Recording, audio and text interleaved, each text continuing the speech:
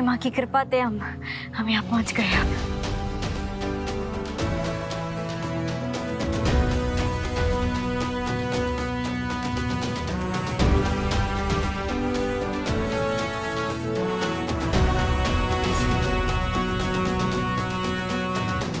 अपने आप को कुल दीपक मानने वाले ये लड़के, इन्होंने मेरी बहू को रोका, हमारी गाड़ी के 2 टायर बस्ट करवा दिए, क्योंकि इनका ऐसा मानना है कि अपने माँ बाप की तीर्थ यात्रा सिर्फ बेटे करवा सकते हैं, बेटियां नहीं। शर्म आनी चाहिए तुम लोगों को। अब शांत हो जाइए। पक्के गड्ढे पर पानी डालकर कोई मतलब ना है। इन लोगों पर गुस्सा करके आप अपनी तबीयत और खराब मत करिए। इन्हें तो मैं जवाब देती हूँ।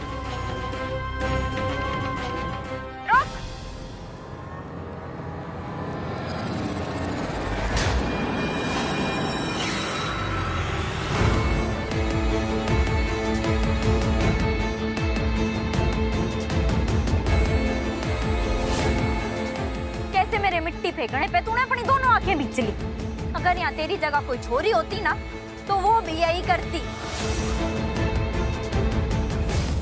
तुम लोगों ने लगता है कि औरतें सिर्फ घर के काम करने के लिए बनी हैं।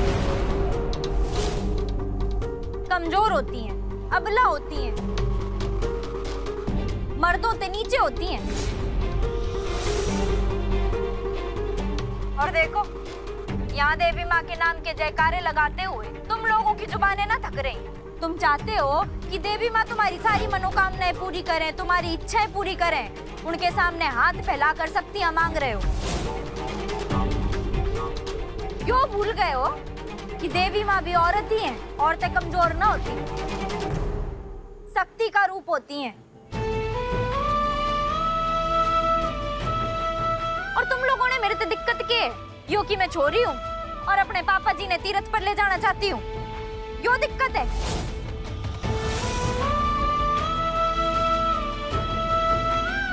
अरे मूर्खों, जैसे इंसान अपनी दोनों आंखों में भेद ना कर सकता है ना, वैसे ही माँ बाप के लिए औलाद औलाद ही होती है, चाहे वो छोरा हो या छोरी।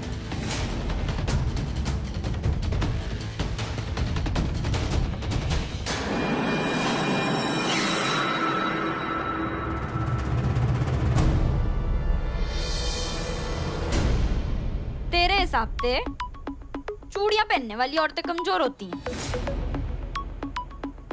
आंटी जी जरा चूड़ियां।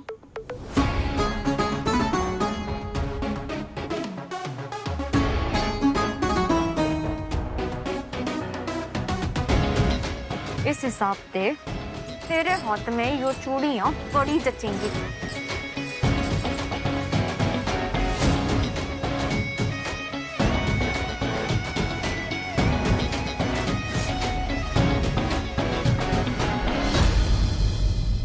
छोड़ना बेटा, जाने दे।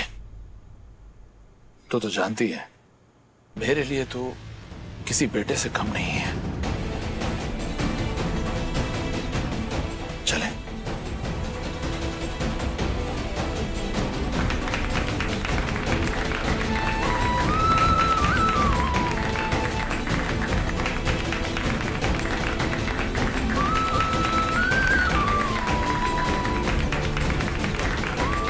जैसा कि आपने अभी अभी देखा कि तीर्थ यात्रा के इतिहास में ऐसा पहली बार हो रहा है कि एक बहू अपने ससुर जी के लिए मॉडर्न युग का श्रवण कुमार बन के आई, ताकि उनको तीर्थ यात्रा पर जाकर देवी माँ के दर्शन का सौभाग्य प्राप्त हो सके।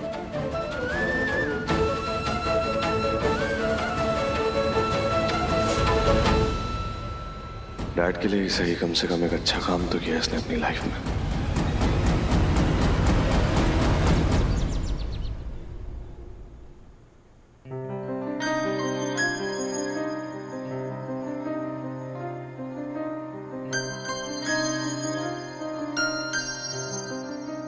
डैड।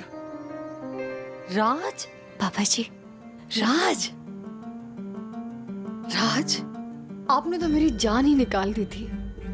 मत पूछिए बबीता जी, एक पल के लिए तो मैं खुद डर गया था। बस यूं समझ लीजिए कि हमारे बहू बेटे की वजह से इस वक्त एक कलश मेरे हाथों में है।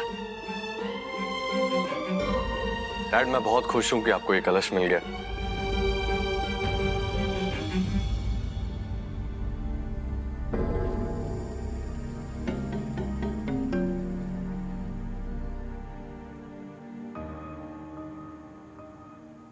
आज तो तुमने कमाल कर दिया अमित।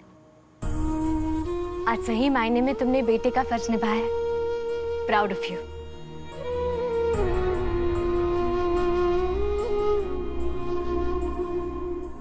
मैं जरा ये कलश मंदिर में रख के कपड़े चेंज कर लेता हूँ।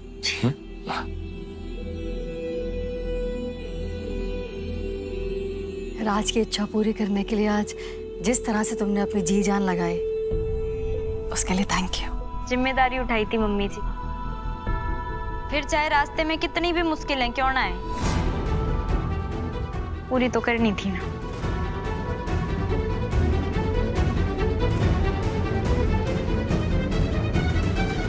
करेली काकी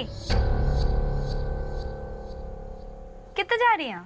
मैंने तो जी जान लगा दी पापा जी ने कलश दिलवाने के लिए, पर आपने भी कोई कसर ना छोड़ी मन ने रोकने के लिए।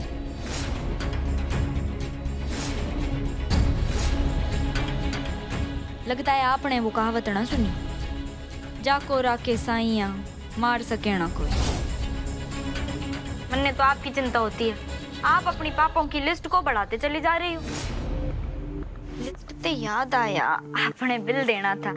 यो 1 मिनट खुल के दे देती हूँ। यो बिल है आपके यहाँ रहने, खाने पीने, शॉपिंग पे जाने, गाड़ी इस्तेमाल करने, सारी चीजों का बिल।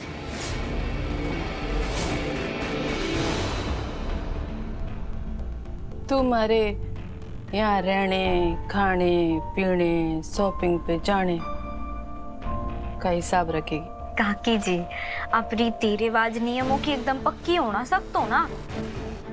माँ बाप अपनी बेटी के घर का, बेटी के ससुराल का पानी तक ना पीते, और आप इतने दिनों से नीलू के साथ रह रही हो, जो मजे उड़ा रही हो, उसने पाप मानती हो ना। तो बस आपकी मदद करने के लिए मैंने यो बिल बना दिया। यो बिल चुका देना। टोटल बिल ना सिर्फ 55,000 है। 55,000? यो बिल चुका देना, वरना पाप लगेगा आपने। कैश दे देना, एक बार में मामला रफा दफा।